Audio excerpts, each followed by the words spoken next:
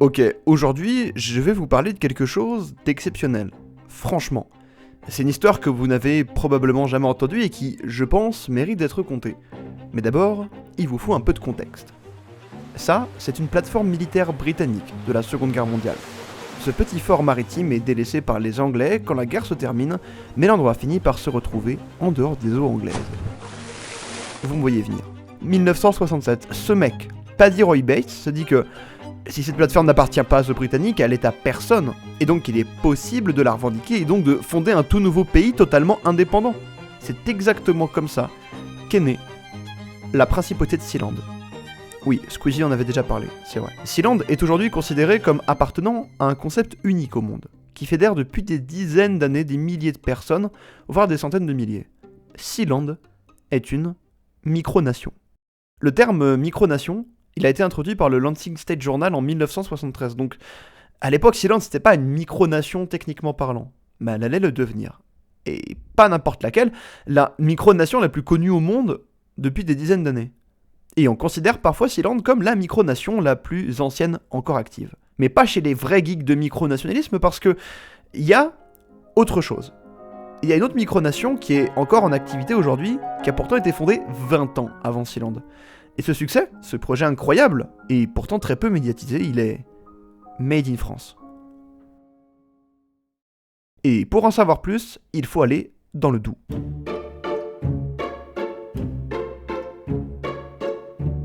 Ok, ce mec-là, c'est Louis Ottaviani. À la fin des années 40, dans sa vie quotidienne, Monsieur Ottaviani est préfet du Doubs. Le Doubs, c'est ce département à l'est de la France, là où on trouve Pontarlier, Morteau, etc.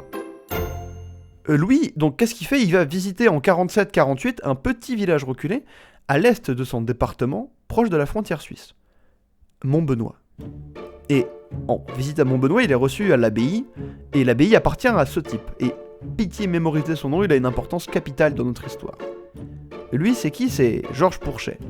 Habitant tout à fait lambda de Montbenoît, mais son destin s'apprête à changer. Lorsque Monsieur Ottaviani est accueilli sur place, Georges Pourchet lui fait une blague un peu bébête, mais qui rentrera dans les annales du micronationalisme moderne.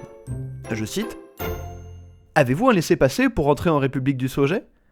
Faire cette blague à un préfet, c'est oser, et pourtant, Louis va prolonger la blague et sort à Georges: « Vous êtes en somme une république, à laquelle il faut un président. Je vous nomme donc président de la République du Sauget. » De cette simple boutade naît en Monsieur Pourchet l'idée de rassembler les communes constituantes d'un certain pays Sauget et de les unifier en fondant une sorte de pays semi-fictif, un peu parodique, mais affirmant son identité quand même. Ainsi naît la République libre du Sauget. Et le concept porté par le Sauget fédère très vite. Alors au début ils sont pas très connus, mais vous allez le voir, ils vont tout faire pour se faire connaître. À l'époque, il n'y a évidemment pas TikTok, mais il n'y a même pas d'internet, de numérique, il n'y a rien.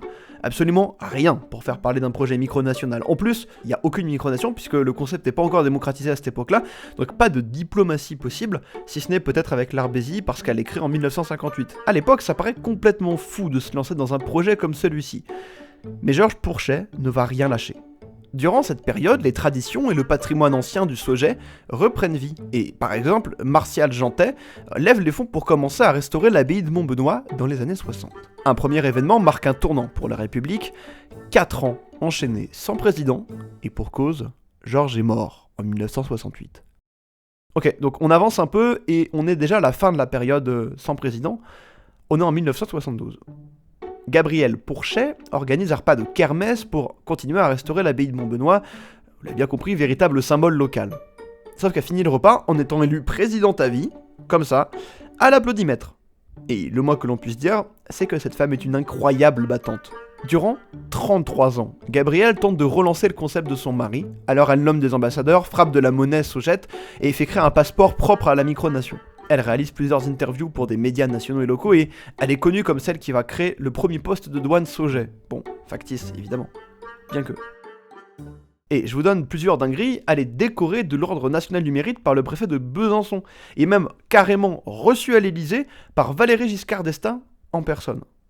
Si le Sauget a été connu et médiatisé, au moins pendant un temps, c'est grâce à elle.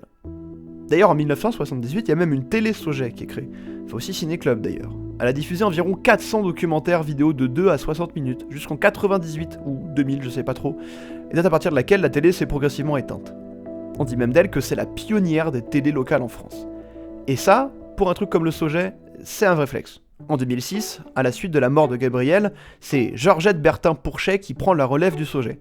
Et en gros, pour faire simple, c'est elle que vous pouvez voir sur tous les reportages plus récents sur le Sauget, et c'est elle qui perpétue la médiatisation entamée par Gabriel.